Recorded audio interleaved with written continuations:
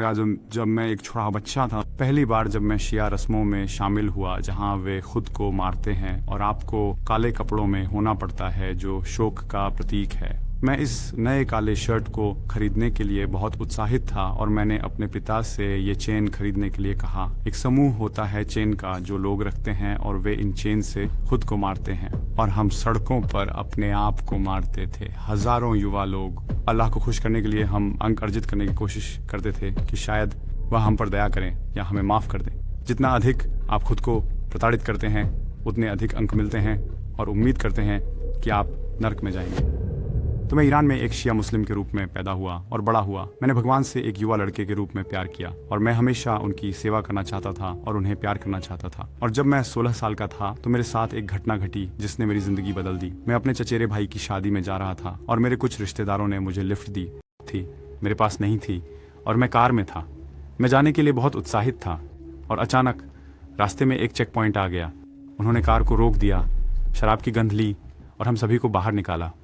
उन्होंने हमें कैद में ले लिया, हमारे सारे कपड़े उतार कर नग्न कर दिया। उन्होंने हम पर कोयला और पानी डालना शुरू कर दिया और मोटी मोटी तारों से हमें पीटना शुरू कर दिया।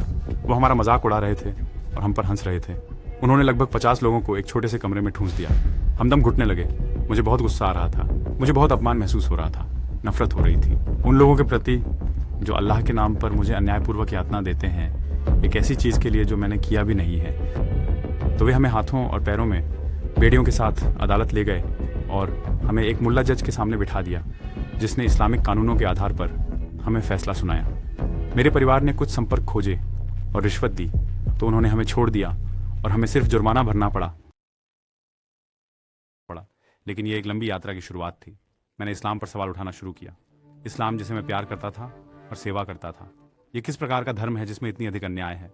मेरी माँ ने कहा, नहीं, इस्लाम अच्छा है, केवल ये मुल्ला, ये शासन इसे बुरा दिखाता है। मैंने कहा ठीक है, मान लिया। फिर मैंने खुद से शोध करना शुरू किया क्योंकि पहले मैं कुरान पढ़ता था लेकिन सिर्फ अंक अर्जित करने के लिए।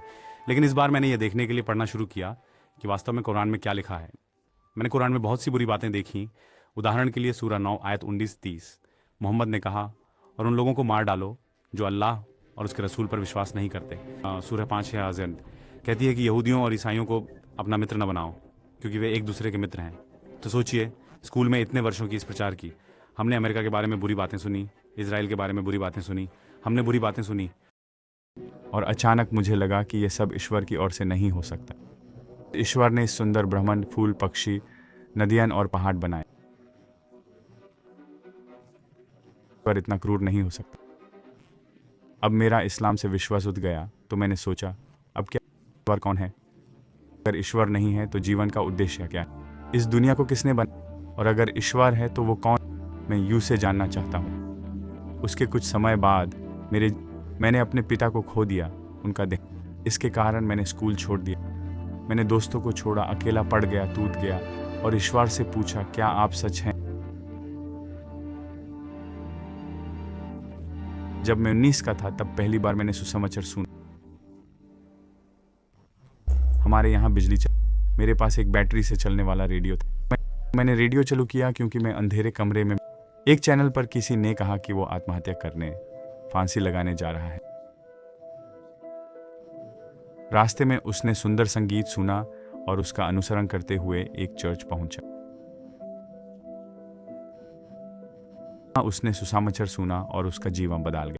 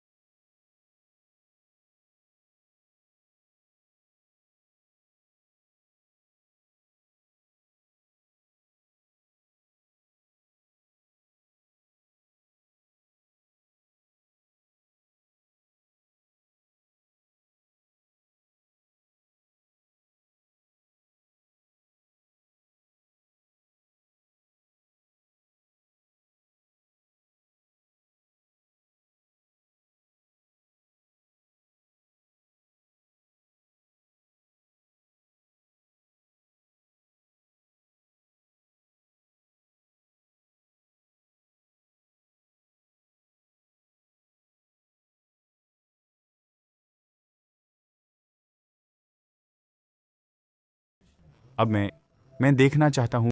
मुस्लिम के रूप में मुझे बताया गया था कि मूसा तोरा, यीशु इंजिल और मोहम्मद कुरान लाए, पर उन्होंने कहा कि अन्य दो विकृत हैं, वे बदल गए हैं, इसलिए वे अब मनिया नहीं हैं। केवल कुरान ही ईश्वर का अंतिम संदेश है। लेकिन अब मैं देखना चाहता हूँ कि इंजिल, तो मैंने इंजिल की खोज शुरू। मैं लाइब्रेरी से लाइब्रेरी, स्टोर से स्टोर, दुकान से दुकान गया। 3 महीने तक मैं खोजता रहा, एक भी नहीं मिला। आखिरकार मैंने इंटरनेट पर इंजिल शब्द खोजा। कई लिंक दिखे और मैंने उन पर क्लिक किया, लेकिन फिर कहा गया कि इस वेबसाइट तक पहुंच वर्जित है, तो सरकार ने सुसमाचार वाली वेबसाइट्स को ब्लॉक कर दिया। मैंने कंप्यूटर सेट किया, वीपीएन का इस्तेमाल कर ब्लॉक को बाईपास किया। मैंने लिंक पर क्लिक करके बाइबल की सभी किताबें खोली। तिमुथियुस कौन, मतलब कुरिन्थियों क्या है? मैंने इन बातों को पहले कभी नहीं, मैं सिर्फ 4 सुसमाचार डाउनलोड किए ना शुरू। शायद मैंने 5 दिनों में 4 मैं इस कंप्यूटर से एकदम मट्टी के पहले 5 अध्याय पढ़कर मैं रो पड़ा, ये अनसुने शब्द देखकर। अपने दुश्मनों से प्यार करो, उनके लिए प्रार्थना करो जो, और मैंने पढ़ना जारी रखा।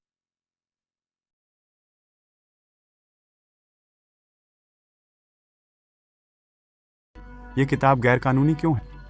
इसमें कुछ बुरा नहीं है।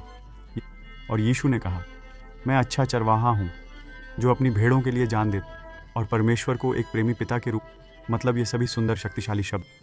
मैंने कहा सबको, तो मैंने 4 सुसमाचारों को सीडी पर कॉपी करना शुरू किया, और जिम और सड़क पर जाते समय मैं लोगों को देता था।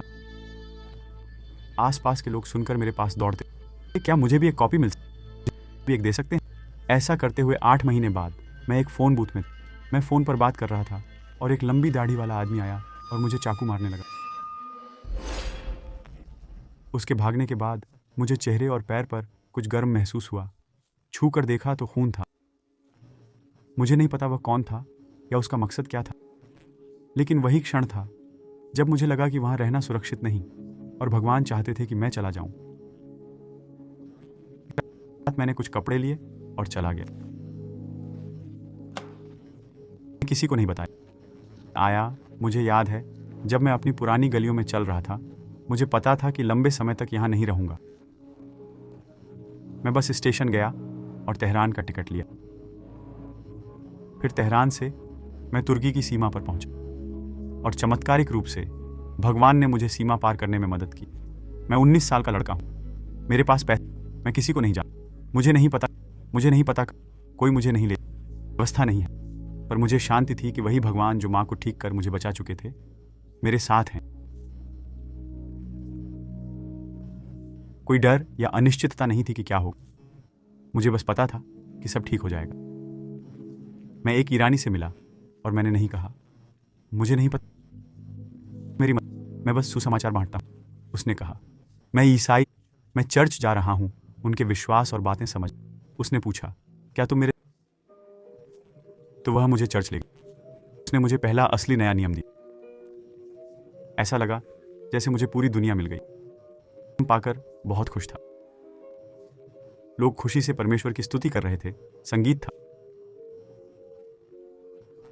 मस्जिद में हमेशा रोना और दुख होता था।